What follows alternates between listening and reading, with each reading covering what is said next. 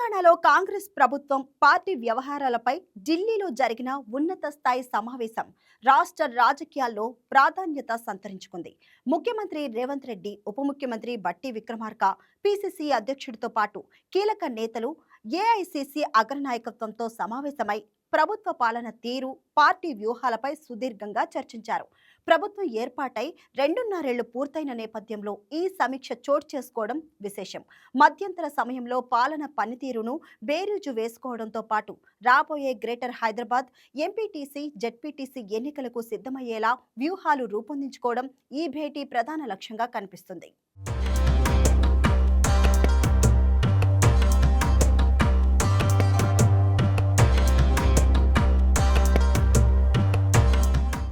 ఎన్నికల్లో ఇచ్చిన వాగ్దానాలైన 6 గ్యారెంటీలు, రైతు రుణమాఫీ అమలు తీరుపై అధిష్టానం ప్రత్యేక దృష్టి సారించినట్లు తెలుస్తుంది. ఉచిత బస్సు ప్రయాణం, ఉచిత విద్యుత్, సబ్సిడీ గ్యాస్ సిలిండర్ల పంపిణీ వంటి పథకాలు అర్హులైన ప్రతి ఒక్కరికి చేరుతున్నాయా లేదా అన్న అంశంపై సమగ్ర సమాచారాన్ని అధిష్టానం సేకరించింది.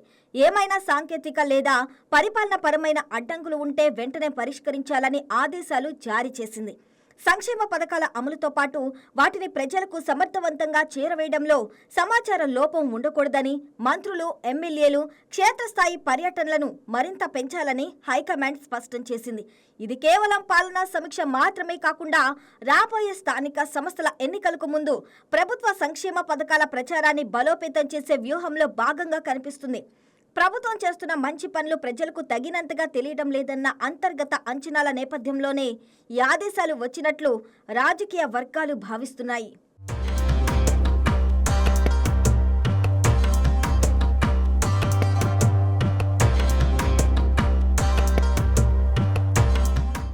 బీఆర్ఎస్, బీజేపీ సంయుక్తంగా ప్రభుత్వంపై చేస్తున్న రాజకీయ దాడిని ఎదుర్కొనే వ్యూహంపై కూడా సమావేశంలో లోతైన చర్చ జరిగినట్లు తెలుస్తుంది. ముఖ్యంగా హైడ్రా చర్యలు, మూసీ నది పునరుజ్జీవ ప్రాజెక్టుపై వస్తున్న విమర్శలను సమాచార ఆధారిత వాదనలతో సమర్థవంతంగా తిప్పికొట్టాలని రేవంత్ రెడ్డి బృందానికి అధిష్టానం సూచించింది. ఈ 2 అంశాలు ప్రస్తుతం రాష్ట్ర రాజకీయాల్లో అత్యంత సున్నితమైనవిగా మారిన నేపథ్యంలో వీటిపై స్పష్టమైన కమ్యూనికేషన్ వ్యూహం రూపొందించుకోవటం ప్రభుత్వానికి అత్యవసరంగా మారింది.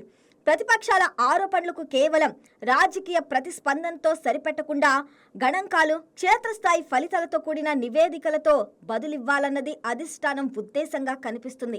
పార్టీ అంతర్గత సమన్వయం, నామినేటెడ్ పదవుల భర్తీ అంశంపై కూడా హైకమాండ్ కీలక ఆదేశాలు జారీ చేసింది. దీర్ఘకాలంగా పార్టీని నమ్ముకొని పనిచేస్తున్న ద్వితీయ శ్రేణి నాయకులు, కార్యకర్తలకు కార్పొరేషన్ చైర్మన్, డైరెక్టర్ వంటి పదవుల ద్వారా తగిన ప్రాధాన్యం కల్పించాలని స్పష్టం చేసింది.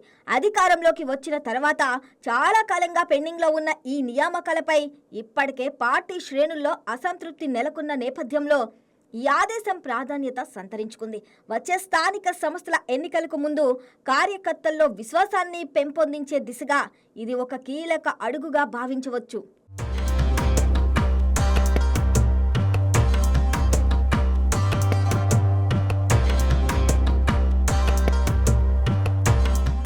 ఇక బీసీ, ఎస్సీ, ఎస్టీ, మైనార్టీ వర్గాలకు తగిన ప్రాతినిధ్యం కల్పించాలని కూడా అధిష్టానం స్పష్టం చేసింది. సామాజిక న్యాయ సూత్రాలను పాటిస్తూనే పార్టీ కోసం నిజాయితీగా శ్రమించిన నేతలను గుర్తించి ప్రోత్సహించాలని సూచించింది. ఇది కాంగ్రెస్ పార్టీ సంప్రదాయ ఓటు బ్యాంకును కాపాడుకుంటూనే కొత్త నాయకత్వాన్ని తయారు చేసుకునే దీర్ఘకాలిక వ్యూహంలో భాగంగా కనిపిస్తుంది. పార్టీలో నెలకొన్న అంతర్గత విభేదాలను బహిరంగంగా వ్యక్తం చేయొద్దని, ఏమైనా అభిప్రాయ భేదాలు ఉంటే అంతర్గత వేదికలపైనే చర్చించుకోవాలని హైకమాండ్ మంత్రులు, నేతలను కఠినంగా హెచ్చరించింది. ఇటీవల కాలంలో మంత్రులు, సీనియర్ నేతల మధ్య బహిరంగ విభేదాలు తలెత్తిన సందర్భాలు రాష్ట్ర రాజకీయాల్లో చర్చనీయాంశంగా మారిన నేపథ్యంలో ఈ హెచ్చరిక ప్రాధాన్యత సంతరించుకుంది. పార్టీ ఇమేజ్ను కాపాడుకోవడంతో పాటు రాబోయే ఎన్నికల ముందు ఐక్యతను ప్రదర్శించవలసిన అవసరాన్ని అధిష్టానం నొక్కి చెప్పినట్లుగా తెలుస్తుంది. అయితే చాలా కాలంగా ఊహాగానాలకు దారితీసిన మంత్రివర్గ విస్తరణ అంశంపై మాత్రం సమావేశంలో ఎలాంటి స్పష్టమైన సానుకూల సంకేతాలు రాలేదు. దీనివల్ల మంత్రి పదవుల కోసం ఎదురు చూస్తున్న సీనియర్ ఎమ్మెల్యేల్లో మరికొంతకాలం సంయమనం పాటించవలసిన పరిస్థితి ఏర్పడినట్లు తెలుస్తుంది. ఈ అంశంపై హైకమాండ్ ఇంకా తుది నిర్ణయానికి రానట్లు కనిపిస్తుంది.